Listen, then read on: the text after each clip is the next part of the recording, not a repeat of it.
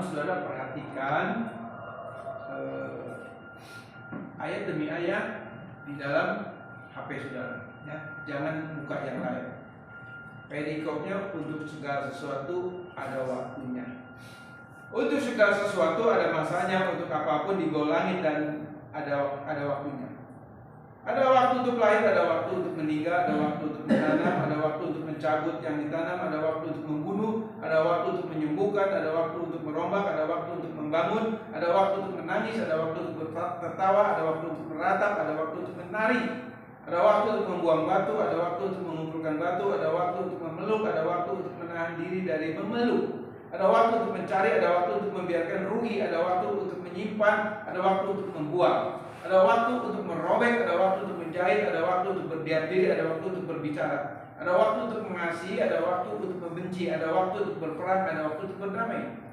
Apakah untungnya pekerja dari yang dikerjakan dengan berjerih lelah? Aku telah melihat pekerjaan yang diberikan Allah kepada anak-anak manusia untuk melelahkan diri. Ia membuat segala sesuatu indah pada waktunya. Bahkan ia memberikan kekekalan dalam hati mereka, tetapi mereka tidak menyelami pekerjaan yang dilakukan Allah dari awal sampai akhir. Ayat ini ayat yang menjadi fenomena. Seringkali banyak orang salah memahami, salah menafsirkan tentang pengkhotbah. Saya mau jelaskan dulu bahwa pengkhotbah ini yang menulis adalah Raja Salomo pada saat dia akan meninggal dunia. Dia menulis surat pengkhotbah ini setelah dia bertobat hidup dalam penyembahan berhala. Ada 3 kitab yang Salomo buat selama hidupnya. Pertama, pada masa awal pemerintahan dia menulis surat Kidung Jemaat. Yang kedua, ketika dalam masa pemerintahan dia tulis kitab Amsal. Dan yang ketiga, setelah dia pulih dari hidup dalam penyembahan berhala, jatuh dalam penyembahan berhala, di masa tuanya sebelum meninggal dia tulis pengkhotbah setelah dia bertobat. Saudara, pengkhotbah ini syarat dengan kehidupan kita sebagai manusia. Kalau kita lihat ayat di pasal 3 ayat 1 sampai 8, ini bicara mengenai waktu. Waktu di sini mengenai waktu kronos. Di Alkitab itu kita kenal ada 3 waktu.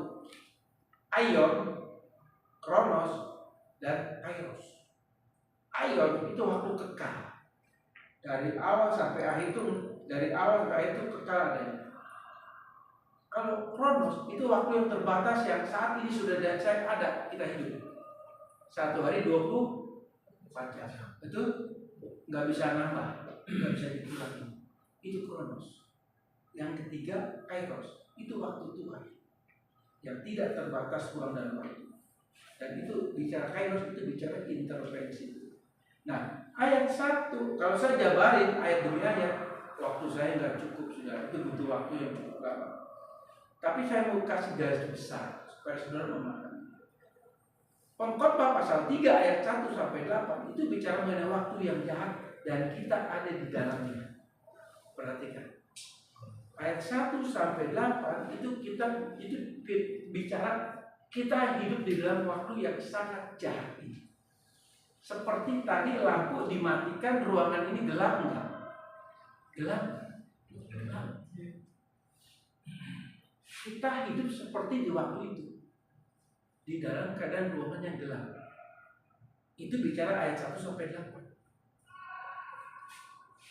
Saudara bisa bayangkan, itu yang disebut waktu yang jahat, kronos. Jadi 1 hari 24 jam saudara hidup dalam waktu yang gelap.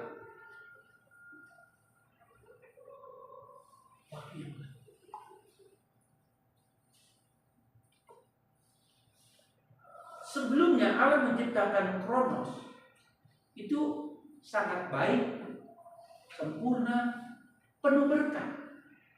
Tapi setelah Adam dan Hawa jatuh dalam dosa di Kejadian pasal 3, waktu yang baik, sempurna dan penuh berkah itu diberikan oleh Allah kepada iblis.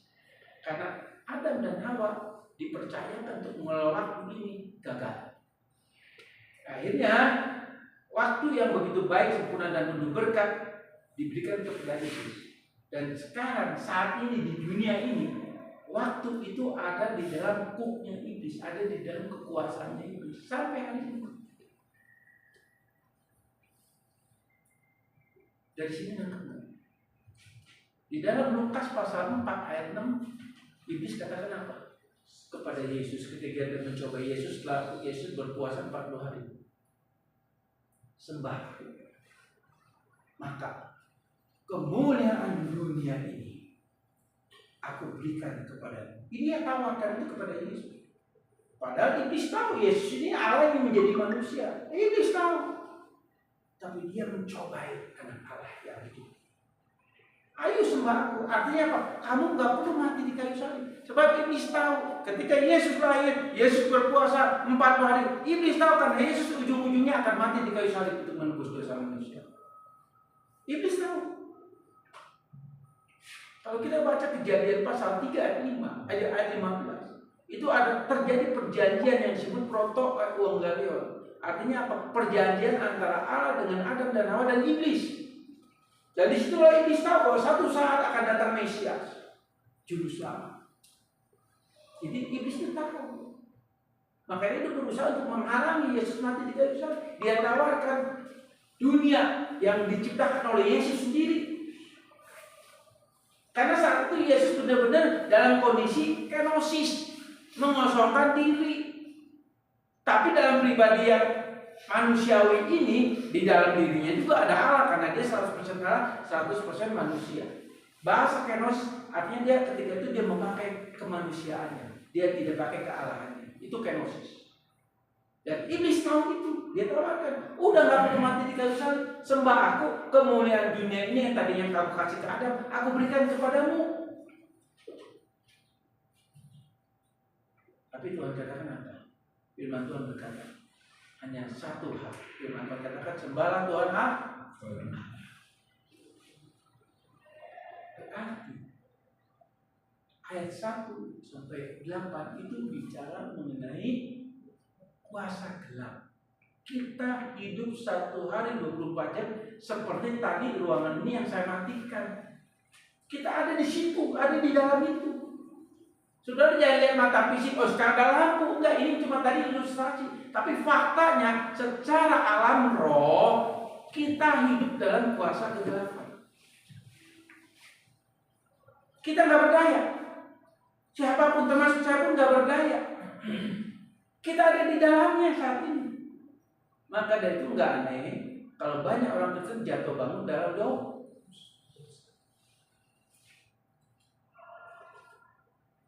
Di dalam segala, dalam dunia pelayanan pun banyak jatuh dalam dosa.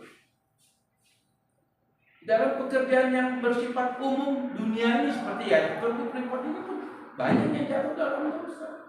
Karena kita hidup dalam waktu yang sangat jahat dan gelap. Kita nggak berdaya. Itu ayat 1 sampai 8. Ya, intinya itu. Lalu ayat 9, apakah untungnya pekerjaan dari yang dikerjakan dengan berjerak? Saudara, kalau ditanya sama saya pada saudara, saat ini saudara kerja mati-matian di Freeport, kan ujung-ujungnya cuma satu, butuh uang, betul nggak?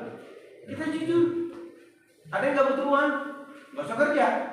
Saudara kerja di sini mungkin dibagi 3 shift, 2 shift, saya nggak ngerti. Dan saudara lakukan dengan penanggung jawab maupun resiko dengan kesehatan dan lain sebagainya, kurang tidur dan sebagainya. Ujung-ujungnya untuk apa? Uang. Benar? Ya itu fakta. Kenapa kita bisa terjebak di situ? Satu, karena kita ada hidup di dalam waktu yang jahat. Dan firman Tuhan sudah katakan di dalam Kejadian pasal 3.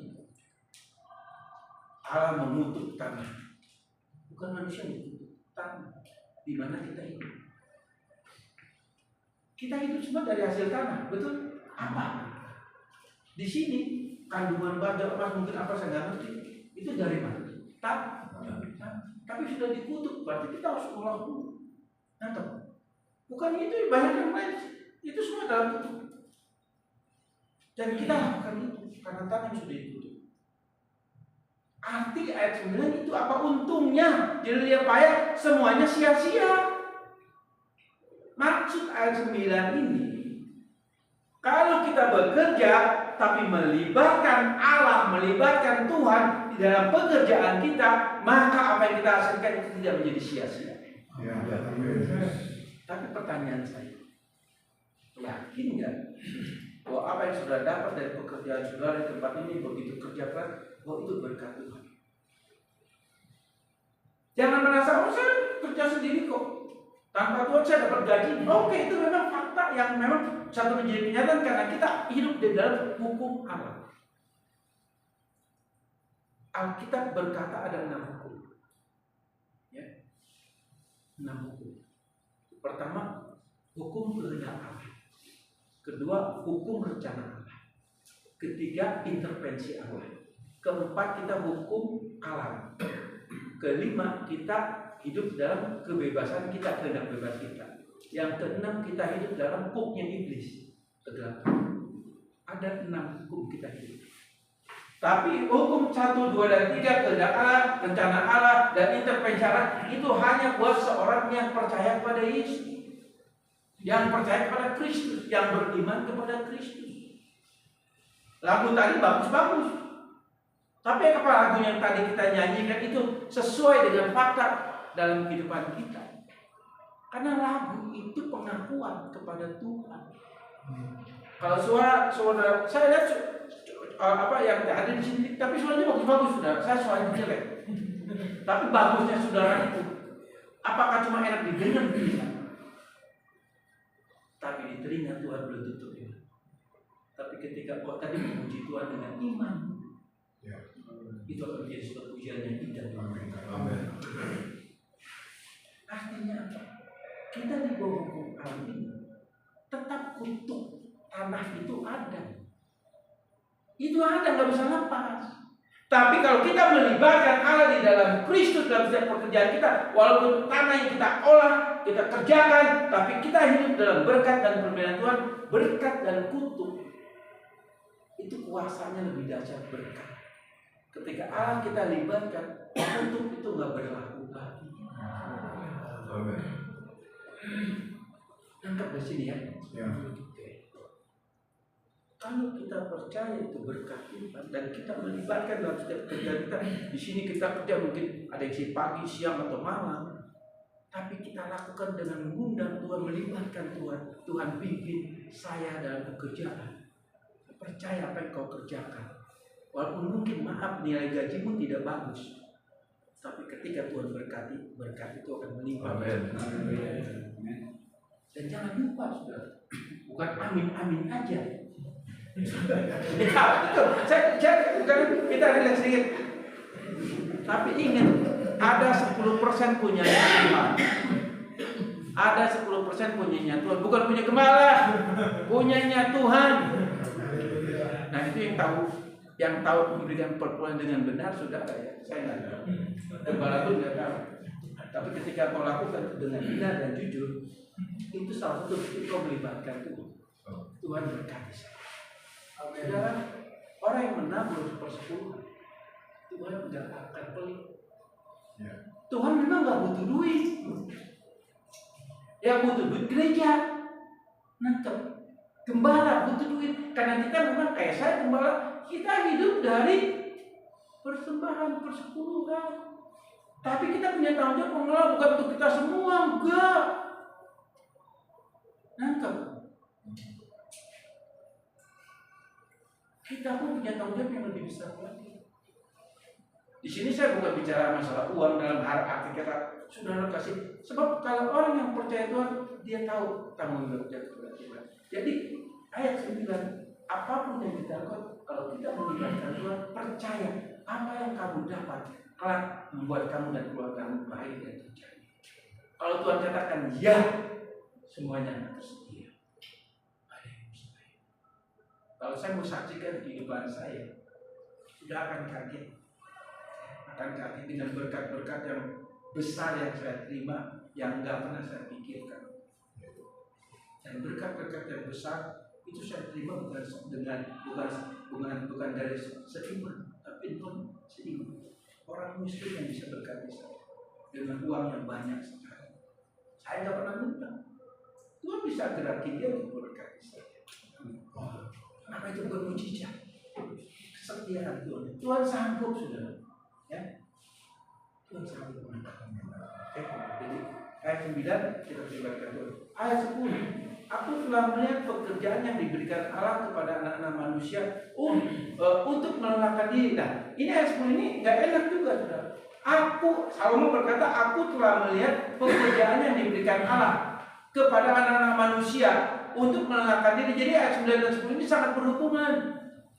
Tadi saya katakan ayat 9, apa untungnya bekerja dari yang dikerjakan dengan jerih payah? Apa untungnya? Ya jelas tidak ada untungnya kalau kita tidak melibatkan Tuhan. Tapi kalau kita melibatkan Tuhan, ayat 9 itu berlaku bagi mereka yang melibatkan Tuhan. Artinya apa? Kita akan selalu diberkati sehingga hasil yang kita beli itu akan mendatangkan berkat yang melimpah. Kita jangan lihat nilainya. Tapi Tuhan punya cara untuk melipat gandakan itu. Karena yang namanya iman itu mujizat. Yang namanya iman, apa yang gak pernah kita pikirkan, kita rencanakan, kita inginkan, Tuhan sediakan bagi kita. Itu iman. Iman itu supranatural. Dan iman itu yang mengundang kuasa, kemurahan, kebaikan, berkat Tuhan datang kepada kita. Jangan disangka, saudara. Ya. Kita hidup dalam waktu yang jahat, maka itu seringkali kita terkontaminasi dengan waktu yang jahat. Karena kita hidup dalam kuasa kegelapan, ini gelap. Seperti tadi yang saya katakan, kalau ini kita matikan, saya tulis kata-kata di sini, saudara bisa baca? Nggak bisa. Itulah keadaan kita dalam waktu yang jahat. Nah, ayat 10 dikatakan berhubungan, aku telah melihat pekerjaan yang diberikan Allah kepada anak manusia untuk melelahkan diri. Katanya seolah jadi hopeless lagi. Ayat 9 kita sudah melibatkan Tuhan, kita percaya Tuhan campur tangan memberkati apa yang kita kerjakan. Tapi ayat 10 seolah-olah pekerjaan ini dari Tuhan, kok membuat manusia lelah.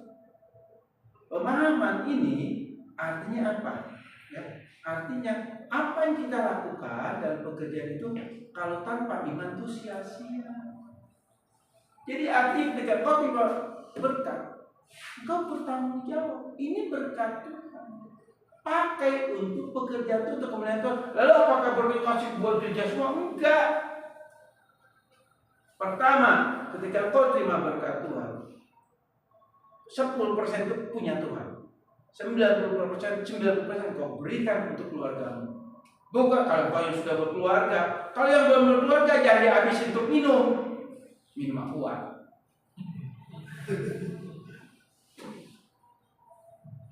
Akhirnya itu terjadi. Kan ada pepatah dunia itu yang bagus. Sedikit demi sedikit lama-lama jadi itu konsep dunia. Itu benar. Tapi ketika kita sedikit demi sedikit lakukan dengan iman kita, Tuhan sanggup membuat segala sesuatu itu. Ayat 11 ini menjadi ayat yang favorit buat kita. Oh, segala sesuatu indah pada waktunya. Iya, ini terjadi bagi mereka yang melibatkan Tuhan dalam hidupnya. Nah, lalu ayat 1-8 yang dikatakan tadi, kita hidup dalam kuasa kegelapan dan kita nggak bisa berkata apa-apa. Kita lihat Efesus pasal 5. Ya. Kita lihat Efesus pasal 5. Efesus pasal 5 ayat 14. Ya. 14. Efesus pasal 5 ayat 14 dan demikian. Itulah sebabnya dikatakan, bangunlah hai kamu yang tidur, dan bangkitlah dari antara orang mati, dan Kristus akan bercahaya atas kamu. Kalau kita lihat pasal 5, perikopnya apa? Hidup sebagai anak-anak terang. Ya. Perikop Efesus pasal 5, hidup sebagai anak-anak terang. Di dalam Matius pasal 5, Yesus katakan apa? Kamu adalah terang dunia. Itu status kita. Bicara terang dunia itu bicara kemuliaan Allah. Artinya kalau kita punya terang dunia dan Tuhan katakan kamu terang dunia, berarti Tuhan bertanggung jawab memberikan terangnya itu kepada kita. Apa itu terangnya Allah? Yaitu kemuliaan Allah. Kalau kemuliaan Allah ada pada kita, walaupun ada kegelapan, kegelapan itu tidak bisa mengganggu kita karena kita punya terang Allah. Contoh tadi yang saya matikan, lalu saya nyalakan lagi kita terang. Nah, ini saya anggap ilustrasi bahwa terang ini adalah kemuliaan Allah. Itu yang menerangi kita dalam kegelapan kita.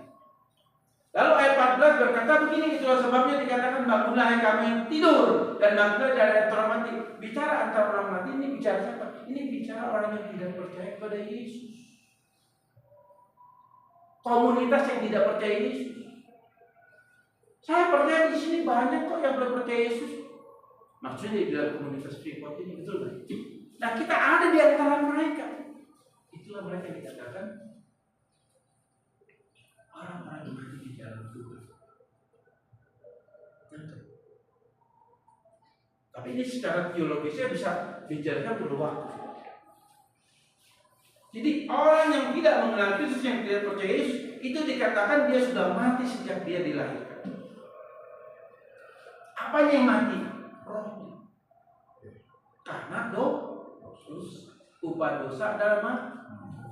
Yesus mati di kayu salib itu untuk menebus maut kita, menggantikan maut yang kita terima ketika kita dikandung dari ibu kita, dilahirkan kita membawa maut. Maut itu kematian kekal, dan itu yang Tuhan gantikan di kayu salib. Berarti kalau kita sudah percaya Yesus, maut itu sudah tidak ada di dalam diri kita.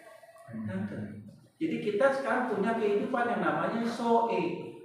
Apa itu Zoe? Zoe adalah kehidupan kekal, artinya kehidupan surgawi. Artinya lagi apa? Saudara dan saya sekarang sudah dilahirkan menerima Yesus sebagai Tuhan dan Juru dan percaya pada Yesus. Kita punya Zoe sebab ada Roh Allah manunggal menyatu dengan roh kita, dan kekekalan itu ada di dalam roh kita. Satu.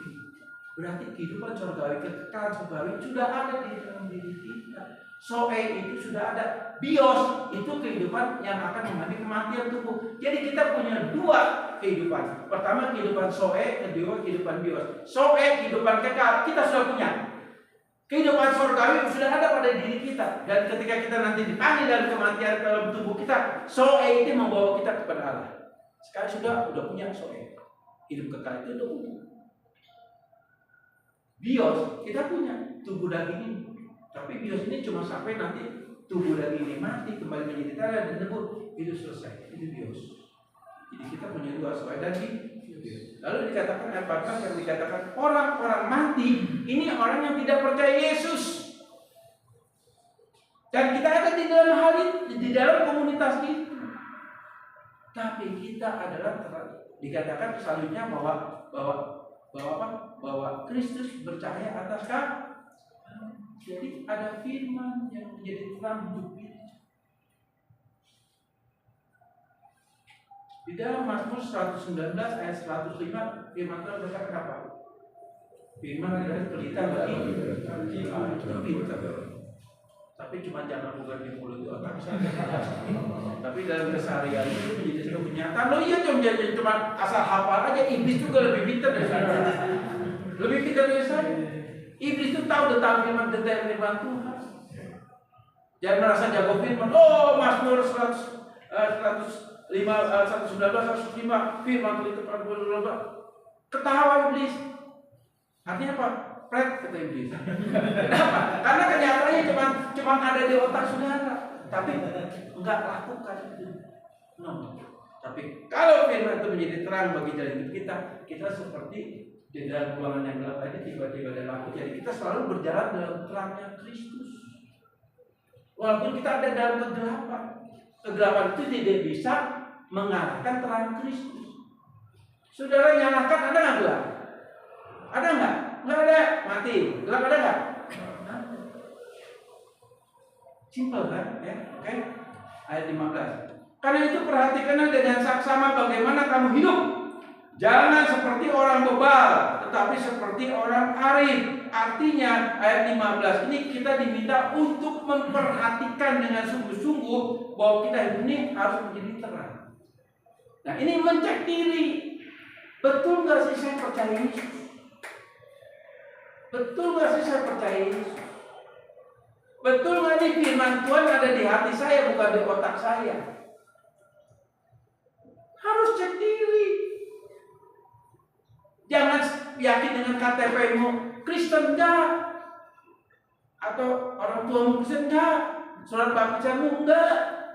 Tapi ini harus menjadi perenungan pribadi, refleksi diri, melihat betul nggak aku percaya Yesus.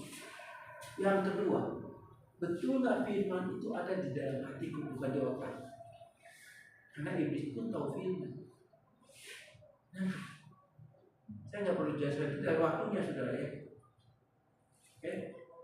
Jadi dikatakan kita harus perhatikan lihat diri kita. Bagaimana kita hidup, artinya benarkah hidup kita ini hidup yang berjalan dalam firman Tuhan, dalam terang Kristus di waktu yang tetap ini. Gitu. Lalu 16, dan pergunakan waktu yang ada, karena hari-hari ini adalah jahat. Tadi Pengkhotbah 3 ayat 1-8 udah jelas dikatakan bahwa kita hidup dalam kegelapan.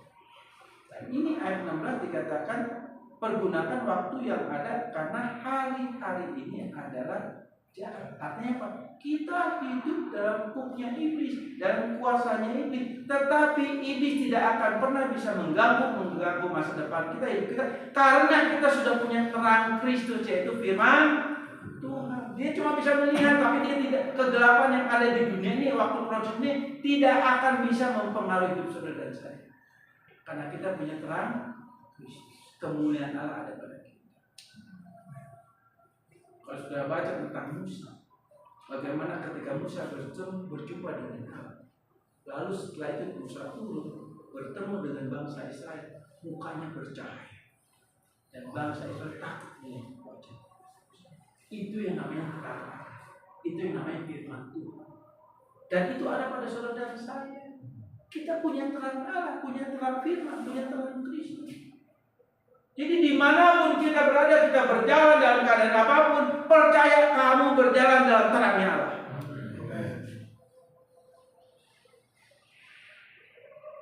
Kalau kita dalam berjalan dalam firman itu menjadi pelita bagi diri kita, kita tidak akan bisa tersandung di bawah Tuhan. Karena dia menjadi kompas itu. Ya. Nah, ayat Matius 28 ayat 18 firman Tuhan katakan, segala kuasa di surga dan di bumi sudah diberikan setelah Yesus bangkit dari mati. Sebelum amanah agung lihat, segala kuasa di surga dan di bumi sudah diberikan kepada kita. Kuasa itu ada pada kita.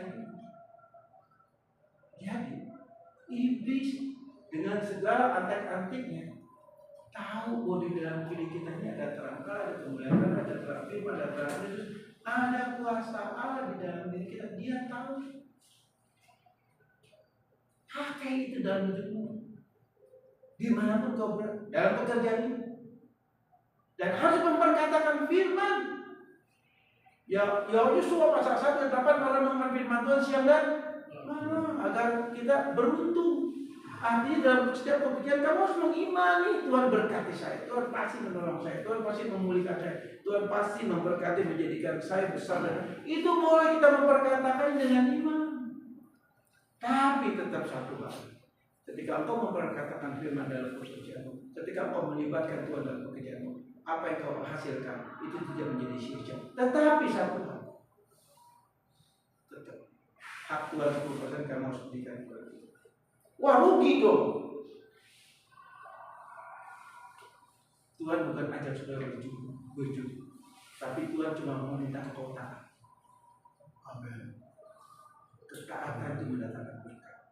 Ini saya bukan menghibur saudara supaya saudara, wah kalau gitu, saya harus memberikan perpuluhan itu harus dengan iman. Bukan berjudi, Tuhan saya kasih perpuluhan, besok Tuhan berkati saya 100 kali lipat, itu judi. Ada hamba Tuhan katakan, bawa perpuluhan kau akan diberkati 30, 60, 100. Itu hamba Tuhan gak benar. Nah, Tuhan gak janji itu. Tapi Tuhan katakan ketika kau setia membawa persembahan kepada tingkatkan akan kekuatan. Tapi dalam memberi Tuhan lihat, betul gak kamu memberi dengan iman? Betul gak kau memberi dengan ucapan syukur? Betul gak kau kesadaran Tuhan ini memang aku? Terlalu mudah Tuhan berkati saudara. Kita jangan cuma untuk sukses, berhasil jadi orang besar. Itu mudah bagi Tuhan. Tapi Tuhan juga butuh kesetiaan. Sebab apa? Tuhan gak mau berkatnya jatuh di tangan orang yang tamak dan kikir dan pelit. Tapi kalau kita setia dan membawa persembahan kepada Tuhan, Dia akan berkati lebih lagi dengan caranya Dia yang tidak pernah kita pikirkan. Karena Dia tahu berarti berkatnya pasti akan dipakai dengan pekerjaan. Firman nggak enak juga, tapi ini fakta dan kenyataan. Saudara, yang tadi seperti saya sampaikan, ketika saya butuhkan Tuhan, saya berkumpul ke Tuhan kirim seorang ibu yang tadi saya katakan bukan Kristen, non Kristen. Dia kirim uang ratusan juta buat saya tanpa saya harus membayar. Apa itu buat berkat? Saya nggak minta, saya nggak ngomong. Tiba-tiba dia Tuhan gerakkan saya untuk tolong pada ini. Saya nggak minta.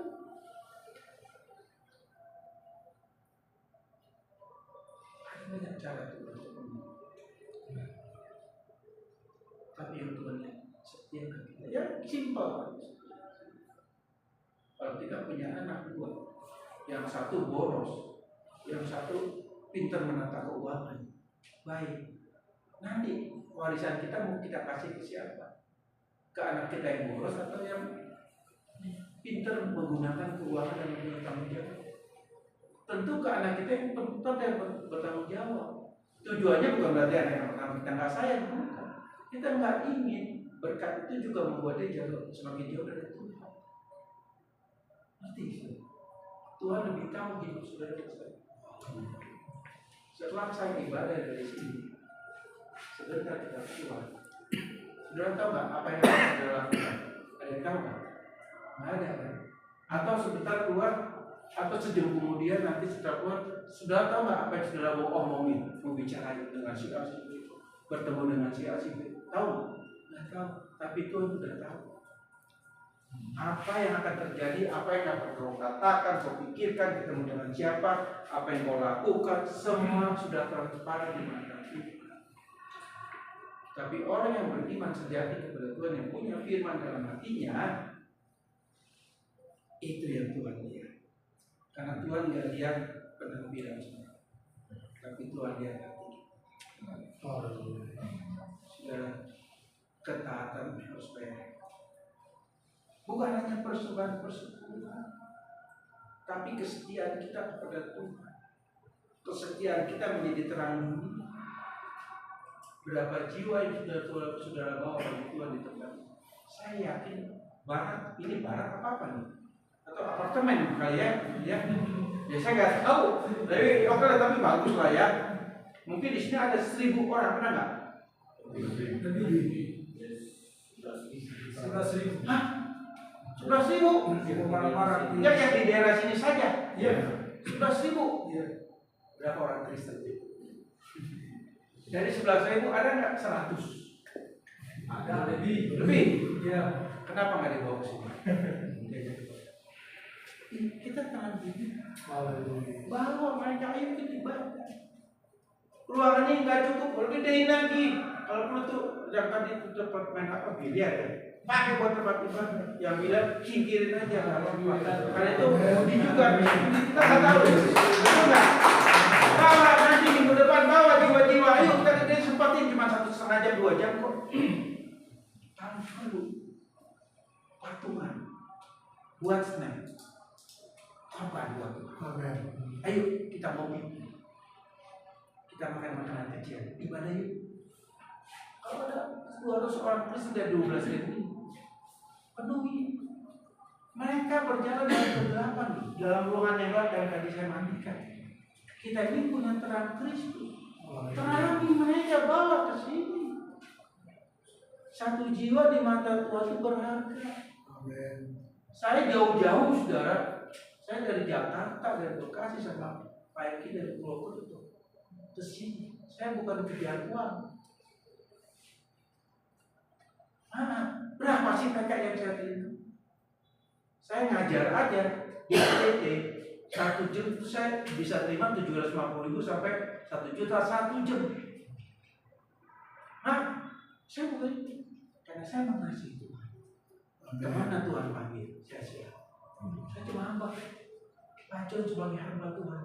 Saya salut dengan beliau luar biasa. sampai jauh dari tadi kita